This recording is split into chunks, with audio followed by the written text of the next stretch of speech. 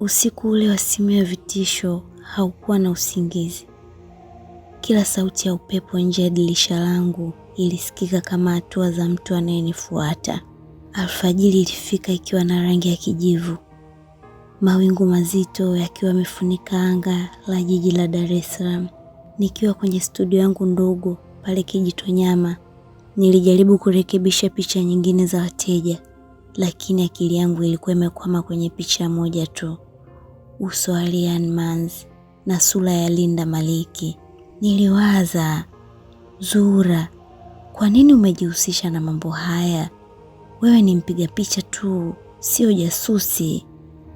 Lakini kuna nguvu fulani ilikuwa inanishika. Nguvu iliyotokana na kufanana na mwanamke aliyepotea.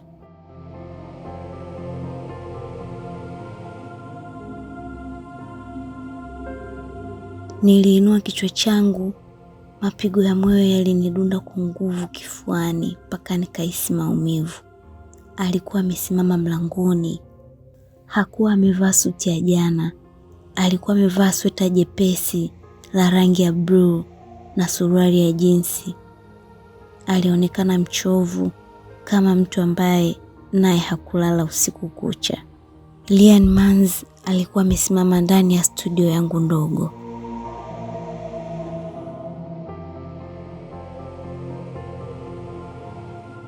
Habari Zuhura, naomba radhi kwa kuja bila taarifa.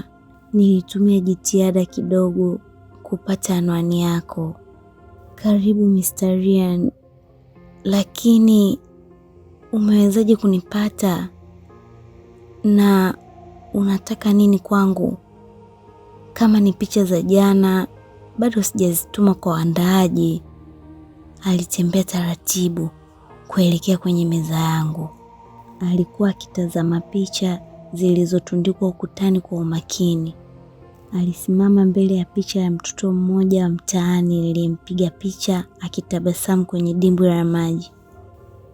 Una jicho la kipekee Zuhura, unakamata roho ya kitu, sio tu picha. Na kuhusu jinsi nilivyokupata, mimi ni mwanaume mwenye uwezo wa kupata chochote ninachotaka. Lakini leo sipo hapa kama mfanyabiashara.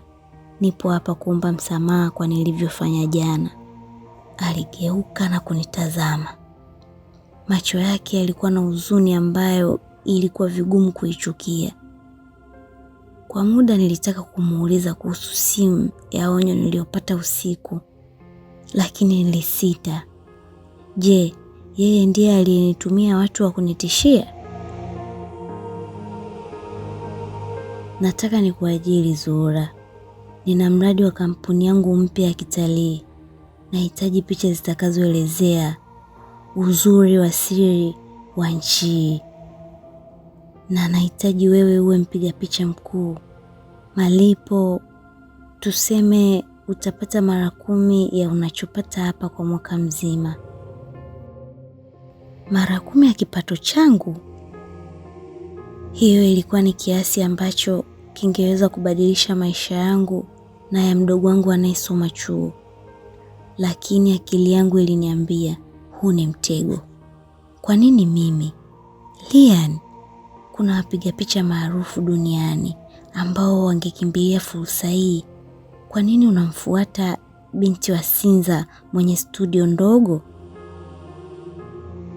Lilian alinyamaza. Alisogea karibu zaidi kiasi kwamba niliweza kuhisi joto la mwili wake. Alishusha sauti yake ikawa na mnong'ono wa siri. Kwa sababu unanikumbusha kuwa kuna vitu duniani haviwezi kupotea kabisa. Unanifanya niamini kwenye miujiza Zuhura. Na nataka kukulinda. Kunilinda? Kunilinda dhidi ya nini? Kuna watu hawapendi kukuona ukiwa karibu nami. Kuna watu wanaogopa sura yako kwa sababu inawakumbusha makosa yao ya zamani. Ukifanya kazi nami, nitakuwa nawe kila saa. Utakuwa salama. Maneno yake yalinichanganya. Alikuwa akiongea kana kwamba anajua kuhusu ile simu ya vitisho. Je, Alikuwa mshirika au alikuwa mlinzi wangu? Moyo wangu uligawanyika mara mbili. Upande mmoja ulijaa hofu, upande mwingine ulijaa hamu ya kutaka kujua ukweli wa Ryan na Linda.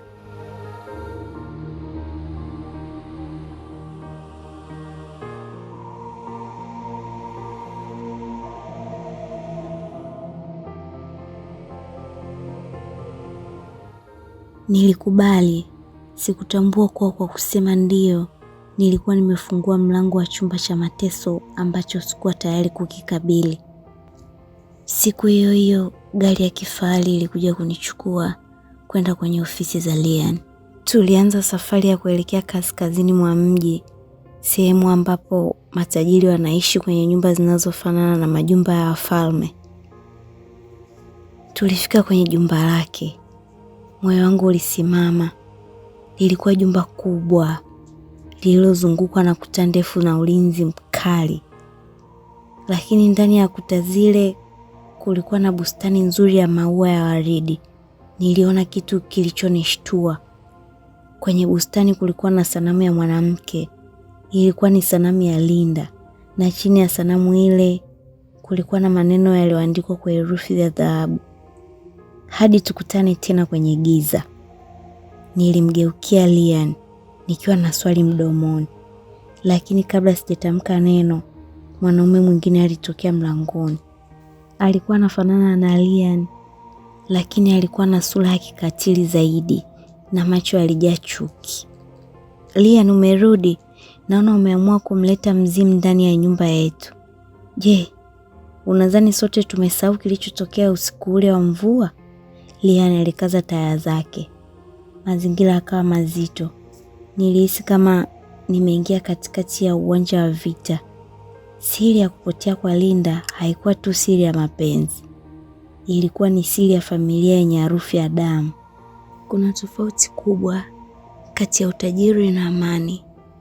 Jumba la Ryan Mans lilikuwa na kila aina ya nasa unayoweza kuwaza, lakini kuta zake zilikuwa za baridi ya ajabu.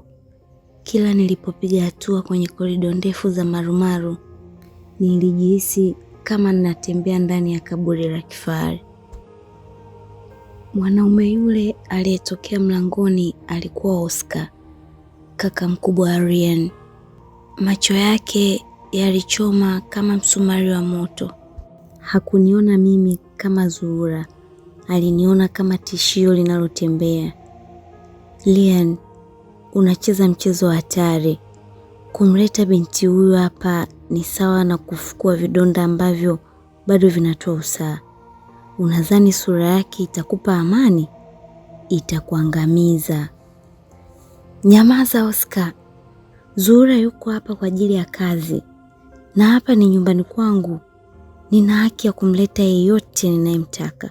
Usijaribu kumkaribia au kumtishia.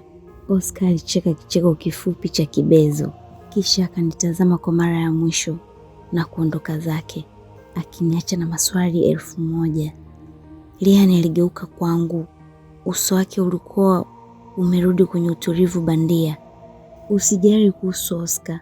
Amekuwa na wakati mgumu tangu Linda apoteze. Nadhani kila kitu kinachomkumbusha Linda ni adui. Karibu ndani Zuhura. Chumba chako kiko upande wa pili wa jengo. Siku 2 za mwanzo zilikuwa za amani ya mashaka. Nilianza kazi yangu ya kupiga picha bustani na mazingira ya nyumba. Lakini kila nilipopita kwenye korido ya ghorofa ya kwanza, nilivutiwa na mlango mmoja mweusi uliokuwa mwishoni mwa korido.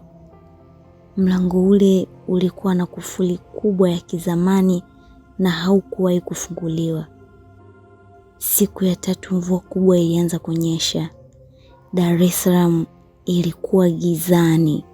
Umeme ulikatika na jenereta la nyumba lilichukua muda kuwaka. Nikiwa na tochi yangu ndogo, niliamua kutoka nje ya chumba changu kutafuta maji jikoni. Mwanga wa radi ulimulika korido ile ya ghorofa ya kwanza. Kwa mshangao, niliona mlango ule mweusi ukiwa wazi kidogo. Moyo wangu ulianza kudunda. Nilijua sikutakiwa kwenda huko, lakini miguu yangu ilikuwa na akili yake yenyewe. Nilisogea taratibu. Mlango ulitoa sauti ya kukwaruza ulipofunguka zaidi. Harufu ya marashi ya kizamani. Harufu ile ile ya Linda niliyosoma kwenye makala ilinivamia. Niliwasha tochi yangu. Chumba kile hakikuwa chumba cha kawaida. Kilikuwa ni makumbusho ya Linda. Kuta zote zilikuwa na picha zake. Nguo zake za harusi zilikuwa zimetundikwa kwenye mdoli wa plastiki katikati ya chumba.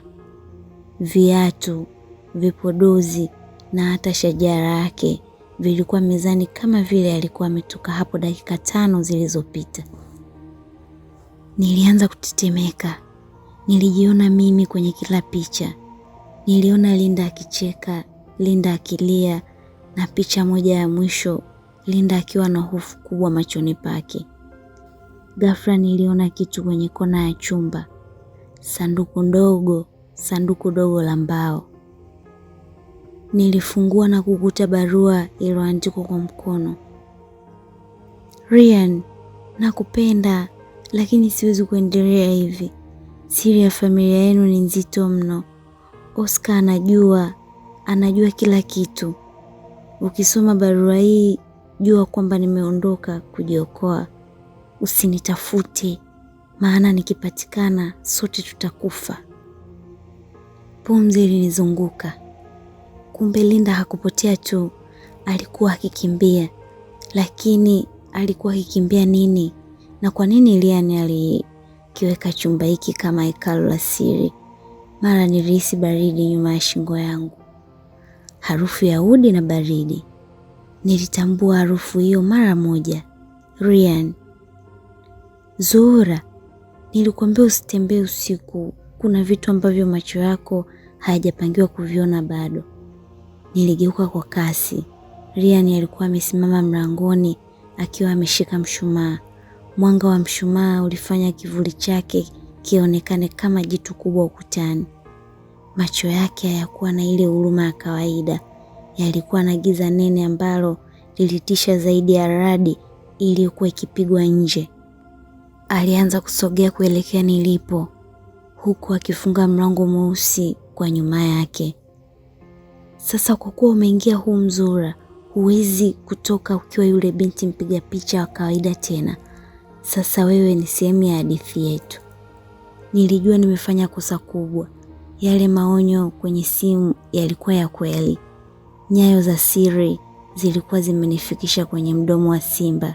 Je, Ryan alikuwa ananipenda au alikuwa anatafuta namna ya kuniziba mdomo nisije kusema nilichokiona?